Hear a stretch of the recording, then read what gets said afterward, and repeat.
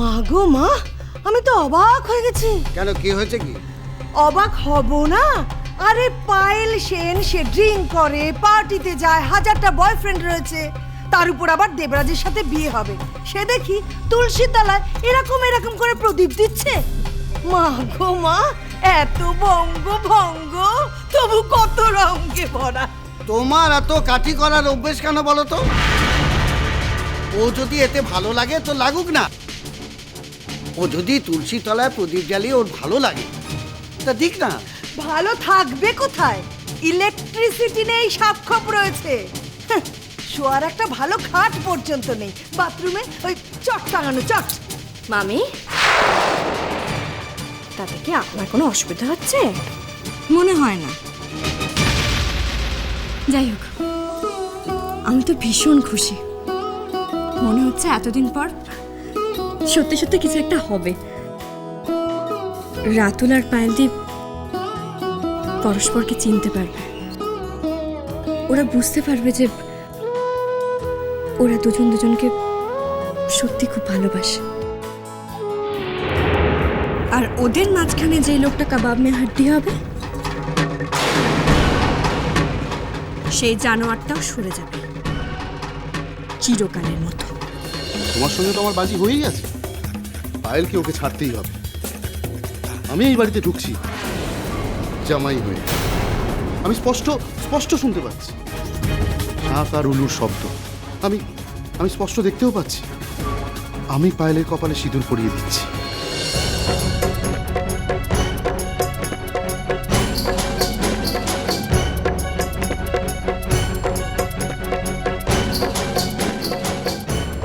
এই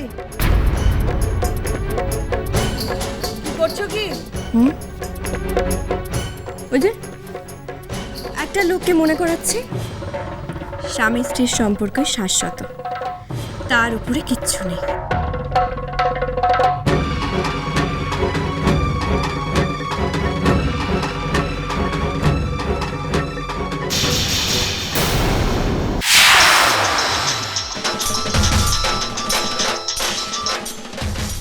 হ্যালো, কেমন আছেন দেবরাজবাবু? কে? টাপুর বৌদিমণি? ঠিক ধরেছেন। কি ব্যাপার, আমাকে ফোন করেছেন? সুখবর দেওয়ার জন্য। পায়েলদি শ্বশুর বাড়িতে চলে গেছে, সেখানে তুলসী তলার প্রদীপ দিচ্ছে। আপনার তো বাড়া ভাতে ছাই পড়ল দেবরাজবাবু। বাজি ধরেছিলেন না? দেবরাজবাবু, অনিষ্ট করতে যাবেন না, সে পুরাণের যুগ থেকে কথিত আছে। না রাবণের ভালো হয়েছে, না শকুনির ভালো হয়েছে, না মন্থরার ভালো হয়েছে।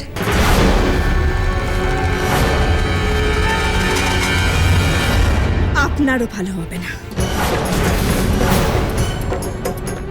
স্বামী স্ত্রীর জুটি বড়ই অটুট, সেটা ভাঙবার চেষ্টা করবেন না, কোনোদিনও আপনি পারবেন না। তাই ভালোই ভালো আপনাকে বলছি, আপনার বউকে বাড়িতে নিয়ে আসুন, সুখে বউয়ের সঙ্গে সংসার করুন। টাপুর বৌদিমণি, তোমার কথা তোমাকেই গিলতে হবে। আমি জানি পায়েল শুধু আজকের রাতটার জন্য ওখানে আছে।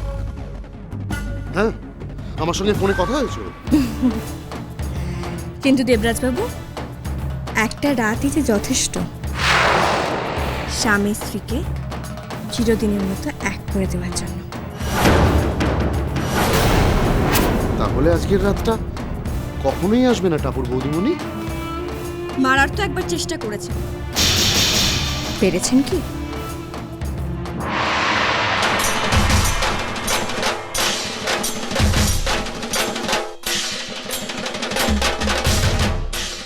সুযোগ দেব না, আজ রাত্রেই বেড়াল মারব।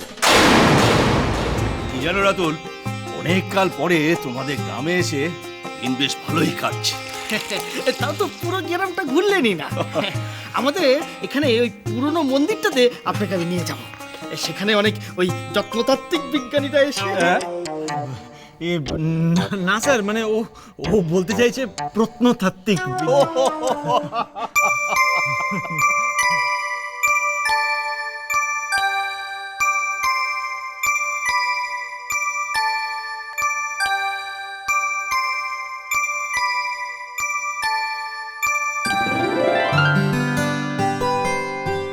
দেখি ওই পাটা দাও।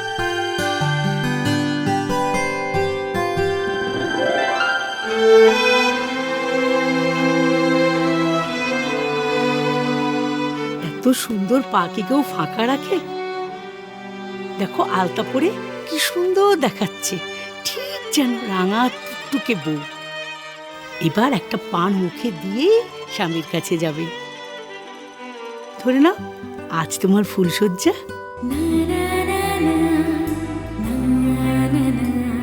ওমা, কেন? কেন আবার মনে নেই কি বলেছি? কি বলেছেন? আরে বাবা, একটা বাচ্চা তো চাই। আচ্ছা তোমরা তো কি আলোচনা করছো বলো তো? বলছি রাতুল, বাচ্চা কাচ্চার ব্যাপারে কি প্ল্যান করেছো? কার বাচ্চা? কেন তোমাদের বাচ্চা? কি হলো কি?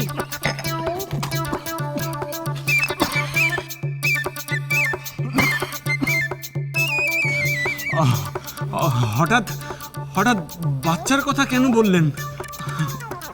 আর আর আর কোনো বিষয় পেলেন না বলার মতো? কেন, স্বামী স্ত্রীর তো বাচ্চা কাচ্চা হতেই পারে।